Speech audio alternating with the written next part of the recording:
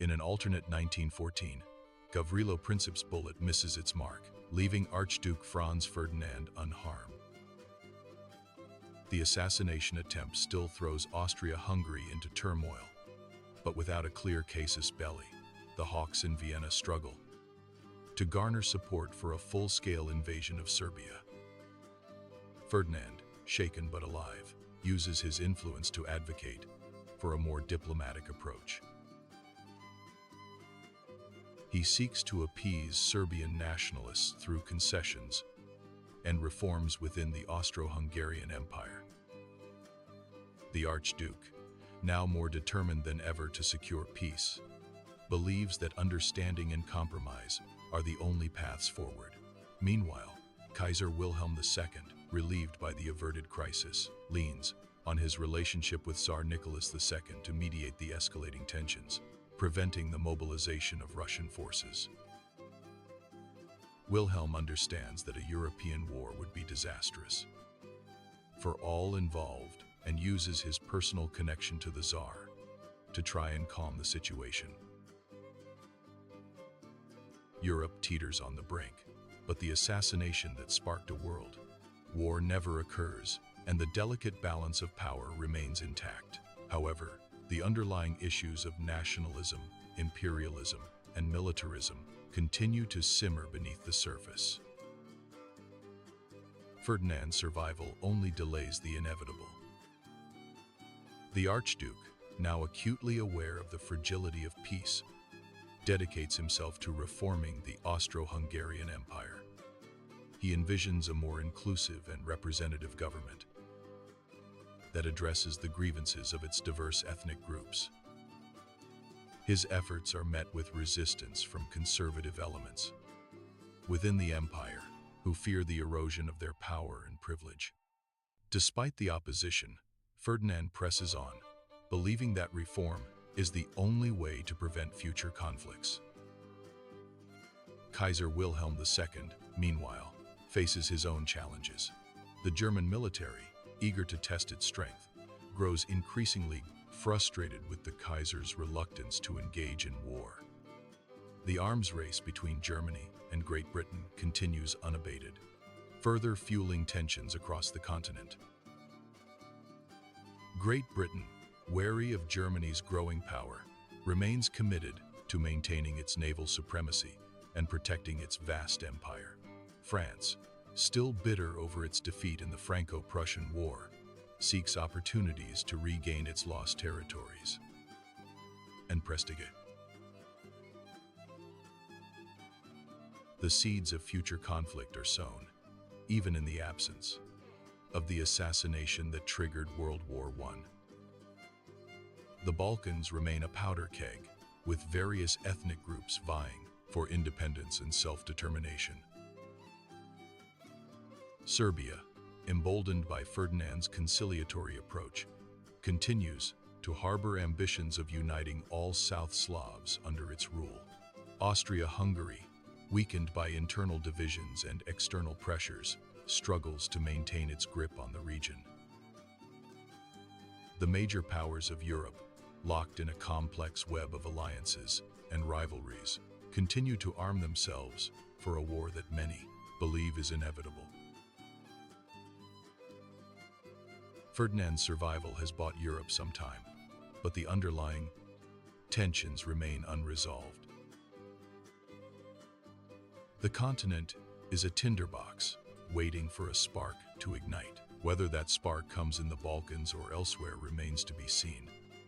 For now, Europe holds its breath, hoping that diplomacy and reason will prevail, but fearing that the forces of war will ultimately prove too strong to resist. The world watches, unaware that the Great War has only been delayed, not averted.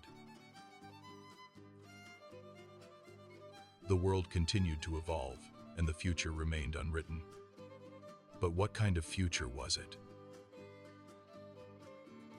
The absence of a great war didn't magically solve humanity's problems. Instead, it created a different set of challenges, a new kind of global chess game. Without the unifying trauma of World War I, international cooperation remained fragile. The League of Nations, if it even formed, would have lacked the urgency and authority needed to effectively mediate disputes.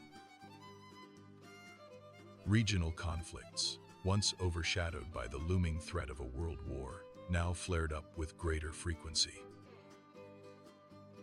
The Balkan states, still a powder keg of ethnic and political rivalries, experienced renewed unrest. Without the redrawing of borders after the war, old grievances festered. Colonial powers, facing growing resistance movements in their overseas territories, struggled to maintain control. The absence of a major war didn't eliminate imperialism. It simply prolonged its lifespan, leading to different forms of exploitation and oppression. Economic disparities between nations widened. Without the massive destruction and restructuring of the war, some countries prospered while others lagged behind. This created resentment and instability, fueling nationalist sentiments and protectionist policies. Technological advancements, while generally beneficial, also presented new dangers. The development of advanced weaponry, without the constraints of wartime ethics, raised the specter of even more devastating conflicts in the future. The rise of air power, for example, could have led to new forms of aerial bombardment and surveillance, further eroding individual liberties. The absence of a major war also had a profound impact on social and cultural developments. The Roaring Twenties, with its emphasis on consumerism and hedonism, might have continued unabated, leading to a society even more obsessed with material wealth and superficial pleasures. The lost generation, disillusioned by the horrors of war, never emerged. Art, literature, and music might have taken different paths, reflecting a world less scarred by trauma and more focused on escapism and entertainment. However, the absence of a unifying enemy also meant that social divisions became more pronounced. Without the shared sacrifice and sense of national unity forged in wartime, class tensions, racial inequalities, and gender disparities persisted. The fight for social justice continued, but without the same sense of urgency and momentum. Political ideologies also evolved differently. While fascism and communism might not have gained the same foothold, other forms of authoritarianism and extremism emerged. Technocratic movements, promising to solve society's problems through scientific management, gained popularity.